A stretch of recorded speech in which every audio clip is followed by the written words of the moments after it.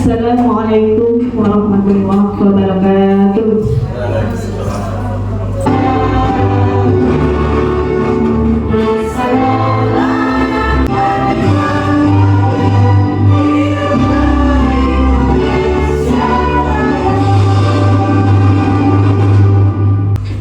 Bapak menyampaikan apresiasi yang sebesar-besarnya kepada CGP Angkatan ke-9, yaitu rekan kita Ibu Putri Pratiwi SPD, yang dalam hal ini Assalamualaikum warahmatullahi wabarakatuh.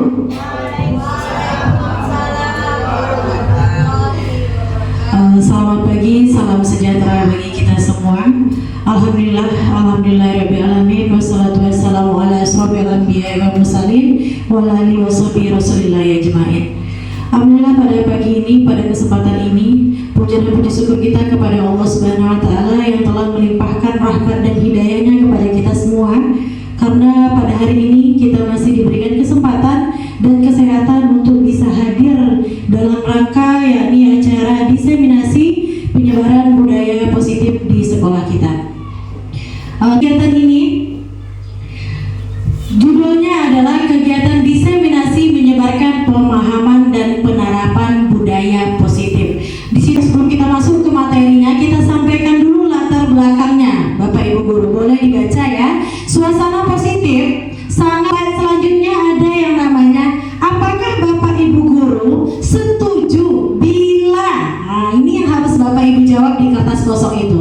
Yang pertama, pemberi hukuman dapat mendisiplinkan siswa. Setuju nggak Bapak Ibu Guru?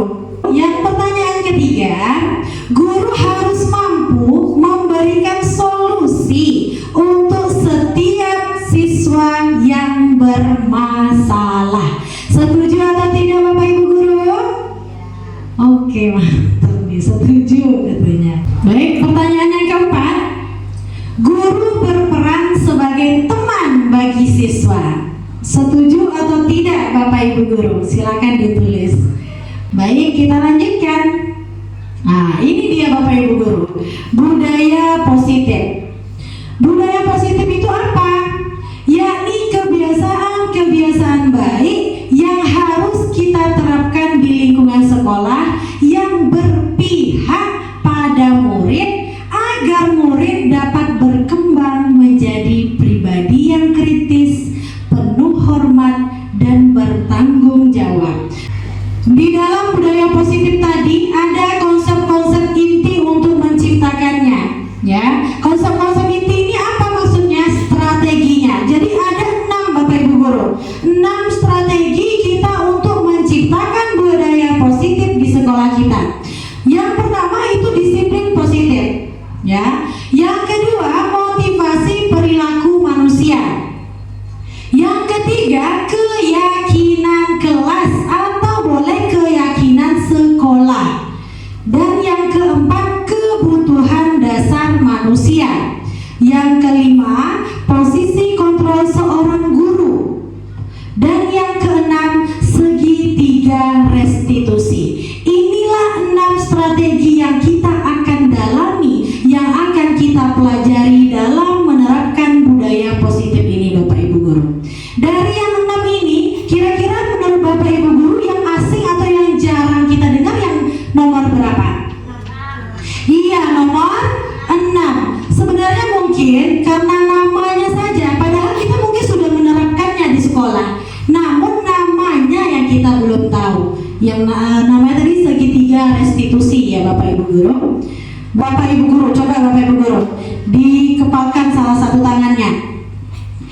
Coba Bapak Ibu Guru bayangkan bahwa di dalam tangan kita yang kita kepalkan ini, kita menyimpan sesuatu benda yang sangat berharga. Ya, kita genggam sekuat tenaga.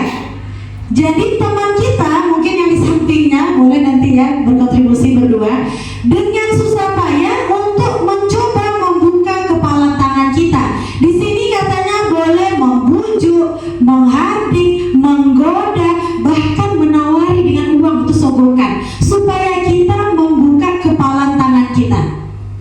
Kira-kira coba Bapak Ibu Guru, boleh mungkin Ibu sama Ibu ya, boleh Bu. Kita sih mau berikan, silakan dicoba buka kepala tangan teman Ibu yang katanya menyimpan sesuatu yang berharga, benda yang berharga. Boleh Ibu Lasmi, Bu Anu, Pak Nas sama Oli boleh juga nih, Pak Tony sama Bu Sari. Silakan coba dibuka. Satu aja dulu coba, Bu Hijau. Silakan dibuka yang hijau. Boleh, boleh merayu, boleh mengerti. Iya, yang Pak Tony sama saya Pak. Iya.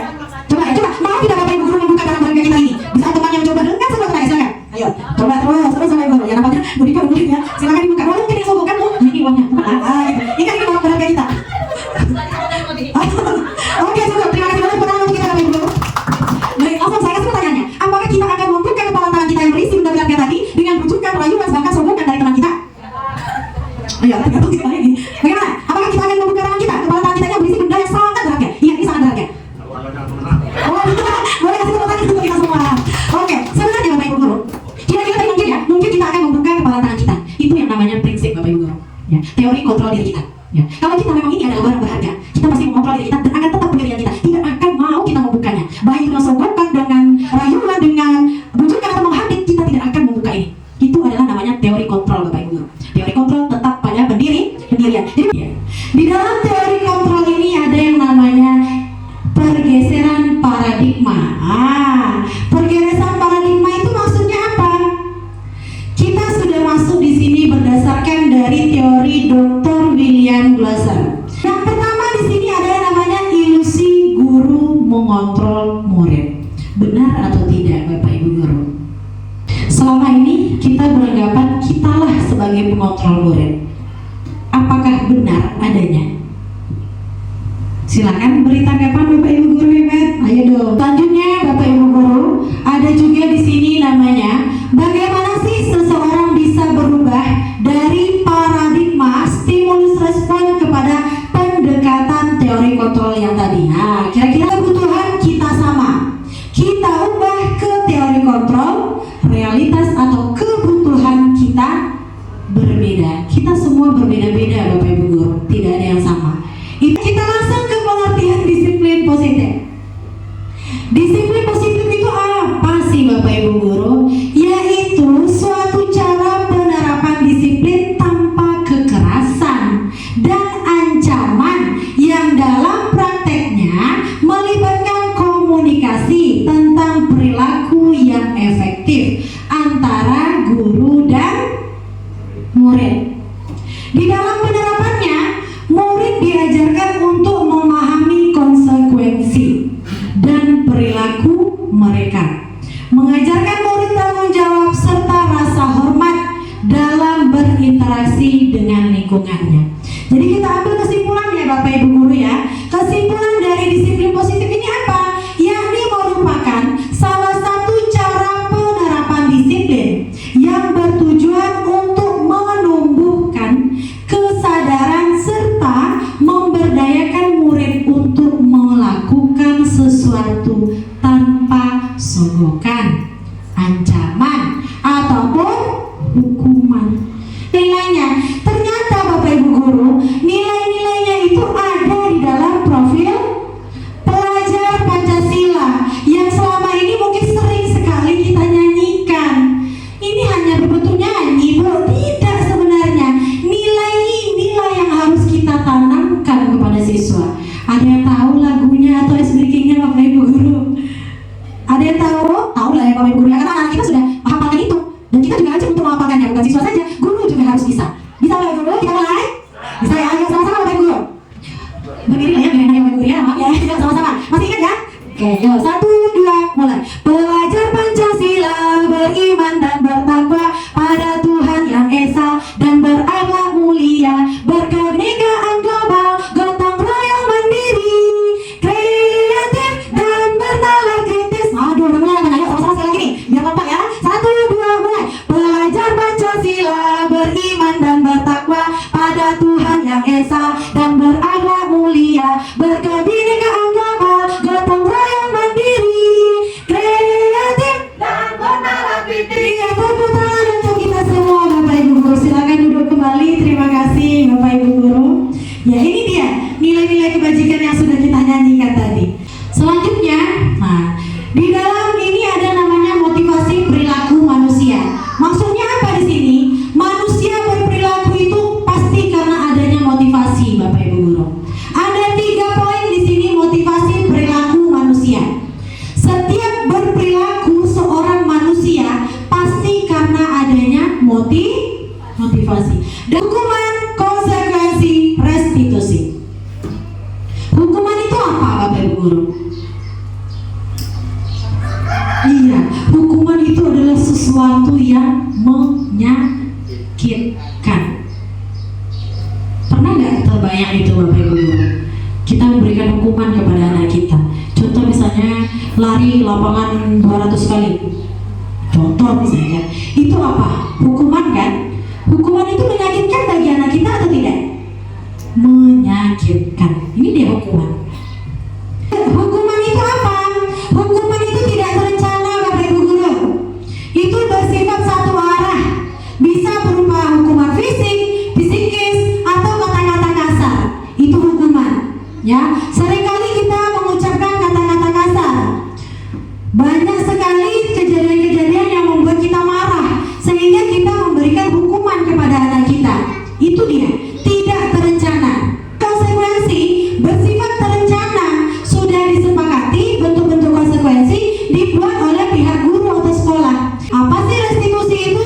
Yaitu proses menciptakan kondisi bagi murid untuk memperbaiki kesalahan mereka, sehingga mereka bisa kembali pada kelompok mereka dengan karakter yang lebih kuat.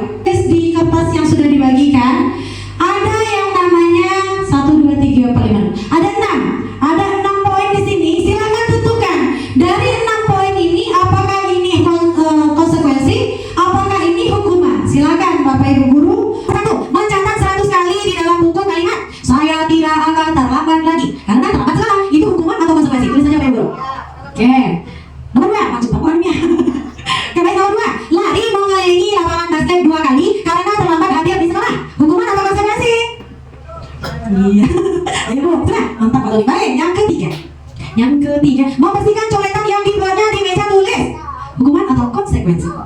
Dihukum oleh penghargaan. Saya bacakan saja ya. Dihukum oleh penghargaan ini maksudnya apa? Kita memberikan penghargaan kepada siswa kita. Itu sebenarnya ada bentuk hukumannya, Bapak Ibu guru. Yang pertama, pengaruh jangka pendek dan jangka panjang. Oke, ini tadi yang kita bahas, keyakinan kelas ya. Mengapa keyakinan kelas bukan peraturan kelas? Ayo, ada yang bisa memberikan tanggapan? Mengapa keyakinan kelas itu dibuat berdasarkan guru yang ada di kelas bersama siswa dan disepakati? Di sini ada prosedur pembentukan keyakinan kelas satu sekolah. Ya, saya bacakan ya Bapak Ibu ya. Yang pertama itu mempersilakan warga sekolah itu siswa untuk mencurahkan ide tentang peraturan yang akan disepakati. Yang kedua, mencatat semua masukannya Bapak Ibu guru. Kita bagikan di kertas atau basketnya, karena itu yang kertas warna Bapak Ibu guru. Kita bagikan karena kita harus sama mereka. Ditulis terus kita masukkan dia, kita tempelkan ke kertas kartu yang sudah kita tempel di ini. Dan selanjutnya ganti kalimat negatifnya menjadi positif. Apa contohnya Bu? Contoh misalnya tadi ya, jangan buang sampah sembarangan. Itu kalimat negatif Ibu guru. Kan jangan buang sampah sembarangan. Ganti kalimat positif. Apa contohnya? Betul sekali, boleh tepuk tangan untuk kita semua Bapak Ibu guru hebat. Buanglah sampah pada tempatnya. Itu ya Bapak Ibu guru ya. Selanjutnya tinjau kembali curahan pendapat yang berdasarkan dari kelas. Nah, itu kan pendapat itu ditulisnya. Yang sembarangan jangan mencek. Positif ditulisnya bro, baca keyakinan kelas. Tinjau kembali. Jangan ubah positif ini menjadi kalimat positif. Selanjutnya tinjau keyakinan kelasnya sudah tersusun. Tidak perlu banyak Bapak Ibu guru, katanya boleh 3 sampai 7 keyakinan. Lebih boleh juga. Ya, mana terbaik. Selanjutnya meninjau dan menyetujui dengan menandatanganinya. Jadi harus ada tanda tangan kita Bapak Ibu guru. Karena disitulah kita tanda kalau kita sudah membuat keyakinan. Keyakinan kelas ditempel di dinding kelas. Sudah kita terangkan Bapak Ibu guru? Belum ya? Nanti kita terangkan bersama-sama. Tanggapan ini tentang keyakinan kelas kita.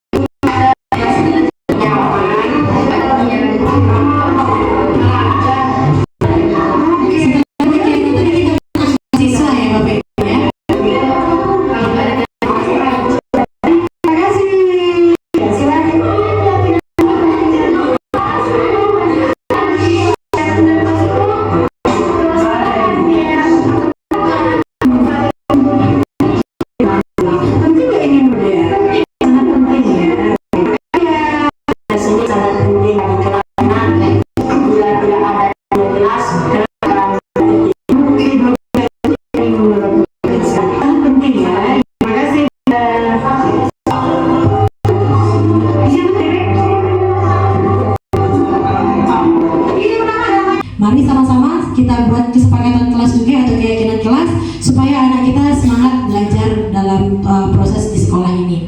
5 sisi kontrol. Yang pertama penghukum, kedua merasa bersalah, ketiga teman, keempat pemantau, kelima manajer.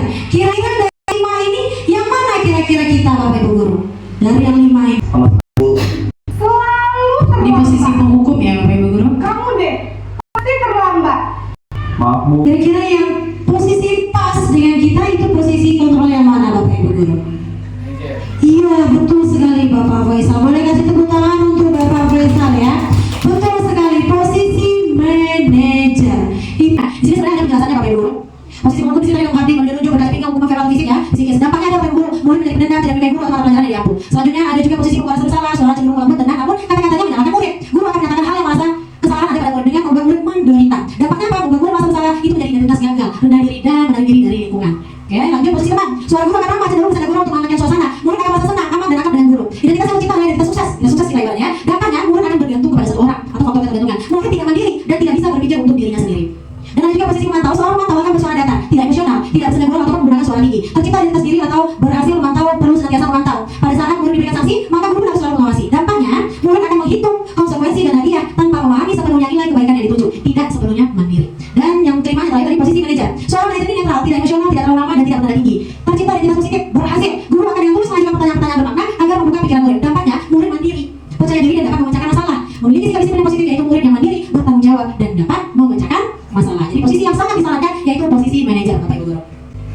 Dilanjutkan sedikit lagi, ada 5 kebutuhan dasar manusia. Setiap insan yang ada di dunia ini ada 5, Bapak Ibu guru, jenis kebutuhan dasarnya. Yang pertama, bertahan hidup. Maksudnya di sini bertahan hidup itu apa? Contohnya kita harus makan, ya. Atau kalau mempunyai keturunan itu masuk tidak, Bapak Ibu guru, bertahan hidup? Masuk ya? Iya, masuk bertahan hidup, berkontribusi bersama-sama. Dan ada juga yang nomor 2, kasih sayang. Kalau anak yang kurang kasih sayang biasanya bagaimana tindakannya, Bapak Ibu? Iya, negatif ya Pak ya, caper, cari perhatian kita dia, kadang pura-pura sedih dan lainnya. Itu anak yang kurang kasih sayang. Yang ketiga itu kebebasan, Bapak Ibu guru. Contohnya apa kalau kebebasan? Contoh mungkin mereka mendapatkan nilai yang bagus, jadi mereka berkuasa. Wah, saya ini nilai saya bagus ini. Sok-sok dia menjadi orang yang hebat, berkuasa lah dia. Ya, itu kebebasan. Selanjutnya ada yang namanya kesenangan. Kesenangan ini contohnya apa? Di dalam proses pembelajaran, Bapak Ibu guru, anak wajib senang dengan kita. Jadi pelajarannya bagaimana? Tidak boleh membosankan. Apalagi kalau ada anak yang ngantuk. Kalau ada anak yang ngantuk di kelas, berarti pelajaran yang kita ajarkan membosankan. Berarti tidaknya rasa senang di dalam anak kita. Itu kebutuhan dasar dari manusia ya. Selanjutnya penguasaan. Apa ini contohnya Bapak Ibu guru? Kalau penguasaan apa?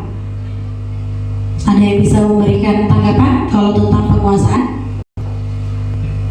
Iya, tadi ada seperti ngantuk itu. Jadi kita belajar kenapa? Karena kita kurang menguasai lingkungan kelas kita. Kita kurang memahaminya. Maka ada anak yang juga bosan proses pembelajaran kita. Mulai rasa sukanya dengan gurunya. Itu ya penguasaannya kan. Maka kita wajib senang belajar. Sukai gurunya, baru sukai pelajarannya. Begitu ya Bapak Ibu guru ya. Ini dia kuis sedikit. Kita tadi ada ya, bertahan hidup, kasih sayang, kebebasan, kesenangan, penguasaan. Ini dari yang satu, senang main kejar-kejaran dengan ibu guru, seru. Nah, ini kebutuhan dasar yang mana Ibu guru? Iya, kesenangan. Boleh kasih tepuk tangan untuk kita semua Bapak Ibu guru. Baik, yang kedua, ibu kejar aku karena ibu guru sayang aku. Iya betul, kasih sayang. Boleh kasih tepuk tangan untuk Bu Aina. Lanjut yang ketiga, aku hebat kan, bisa bikin ibu guru kejar aku. Kira-kira apa ini Bapak Ibu guru? Penguasaan, betul sekali Bu Ica. Boleh kasih tepuk tangan Bu. Iya, dia berkuasa karena dia merasa ibu guru berhasil mengejar dia. Kuasalah dia kan. Yang keempat, aku bosan belajar mewarnai terus di dalam kelas. Iya boleh. Apa ini Bapak Ibu guru? Bosan dia belajar terus dalam kelas? Berarti dia kurang kebebasan. Makanya dia bosan dalam belajar di kelas. Nggak bebas dia. Dia maunya bebas buat senang-senang aja. Makanya dia kurang kebebasan. Paham Bapak Ibu guru? Baik, kita lanjutkan. Ayo. Oke, di sini tadi yang sangat asing katanya ya, yang jarang kita dengar ada yang namanya poin ke-6. Udah masuk poin ke-6 ini ya. Segitiga restitusi. Inilah proses pembelajaran kami yang sangat-sangat dalam Bapak Ibu guru. Di dalam CGP ini yang harus kami bahas dan harus kami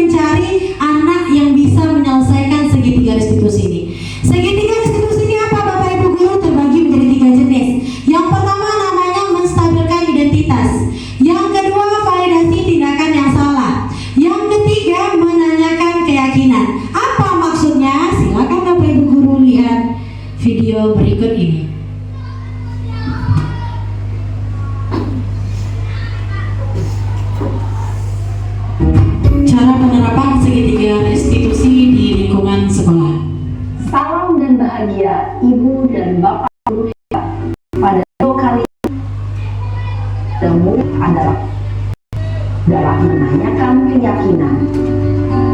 Ibu dan Bapak Guru marah dan kesal. Bapak Contohnya Bapak Ibu Guru ya, kita langsung ke contohnya saja. adalah validasi tindakan yang salah. Dan sisi yang ketiga, Oke. Ini ada anak yang bersalah ya, ada yang bersalah. ya Pak, sudah lama nggak salah. Kenapa hari ini? Itu ada poin menstabilkan identitas. masa aku dikatain tuang fitnah Pak? Aku marah lah. Aku dari dikatain Eka di kelas banget. Oh gitu. Ya pasti kamu marah dan kesal. Bapak juga Katanya ya Bapak Ibu Guru, cara menstabilkan identitas. Kemudian setelah itu kamu Lanjut validasi tindakan yang salah. Aku ngatain Eka lah Pak, kesel banget. Saya bentak-bentak dia depan teman-teman lain. oh begitu. Pasti kamu melakukan seperti itu karena suatu alasan tertentu kan? Iyalah, masa saya saja? Ya saya sendiri lah. Masa saya difitnah? Ya wajar lah. Mempertahankan harga diri itu sesuatu yang penting buat kamu. Untung kamu tidak bertindak lebih gegabah lagi. Hanya mengatakan. Iya, Sudah mulai meredah saya kita masih ya. sabar dan hanya membentak saja. Sudah gemes padahal saya pasti begini lah. Ya pasti ya. Tapi kamu memilih untuk tetap bertahan dan sabar. Kamu memilih untuk tidak berbuat parah lagi kan? Iya. Sudah mulai meredah emosi Ya, kita. kita lihat lagi. Nah, ini poin ketiga menanyakan keyakinan. Kita di kelas.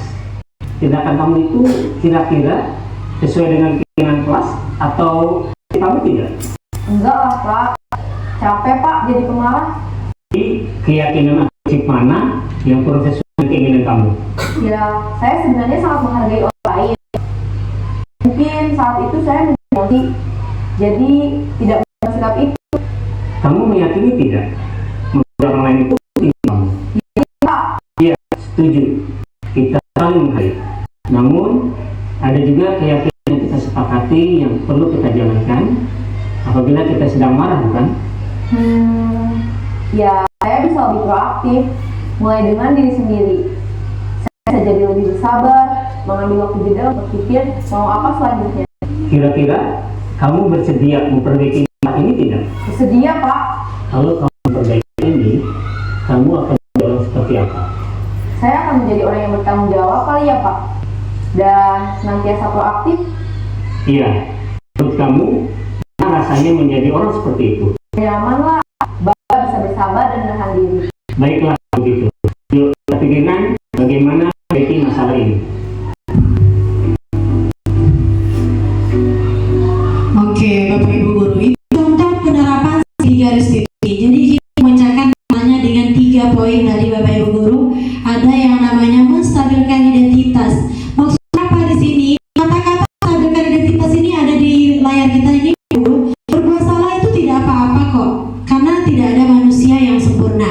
Saya juga pernah loh melakukan kesalahan seperti itu. Nah, kita mengucapkan kata-kata seperti itu dimaksud dengan menstabilkan identitas. Kita bisa menyelesaikan masalah ini. Bapak Ibu tidak tertarik mencari siapa yang salah, tapi Bapak Ibu ingin mencari solusi dari permasalahan ini. Jadi Anda akan merasa terbuka dengan masalah yang ada. Selanjutnya kita adakan validasi tindakan. Validasi tindakan yang dia lakukan tadi salah. Contoh, padahal kamu bisa melakukan yang lebih buruk dari yang ini kan? Kita kasih dia clue sedikit ya. Kamu pasti punya alasan mengapa melakukan hal itu. Kamu patut bangga pada dirimu sendiri karena kamu telah melindungi sesuatu yang penting buat kamu. Jadi kita di sini tidak ada menyalahkan Bapak Ibu Guru. Kita kasih validasinya. Biar apa? Biar tidak ada yang salah tadi berkepanjangan sepanjang waktu. Jadi setelah yang kedua tadi ada yang namanya ketiga, menanyakan keyakinan. Itulah gunanya kita membuat keyakinan kelas. Apa yang kita percaya sebagai kelas atau keluarga tadi? Apa nilai-nilai yang disepakati?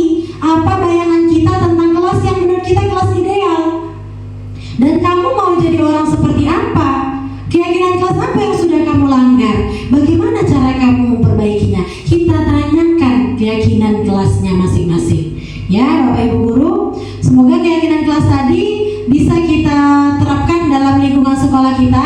Selanjutnya penanganan kasus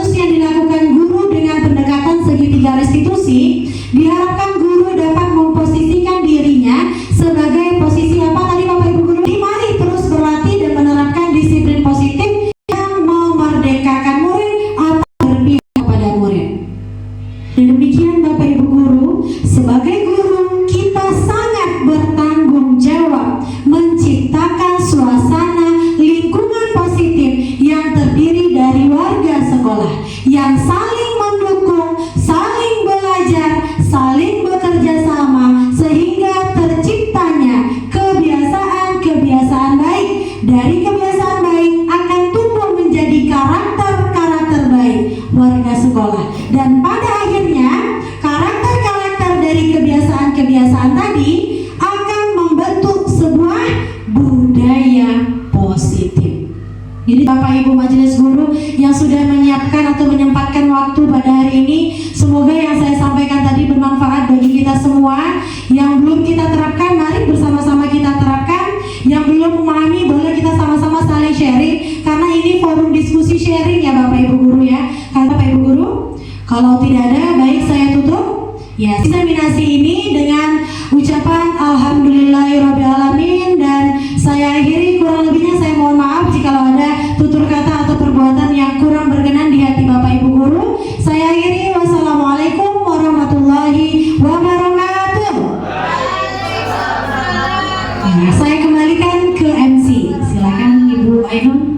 Baiklah, demikianlah tadi acara kita pada siang hari ini. Mudah-mudahan apa yang telah disampaikan oleh Ibu Putri Pratiwi menjadi motivasi buat kita, semangat buat kita untuk mengikuti jejaknya. Amin. Ya, saya selaku pembawa acara dari awal hingga akhir, apabila ada salah atau keliru, saya mohon maaf yang sebesar-besarnya.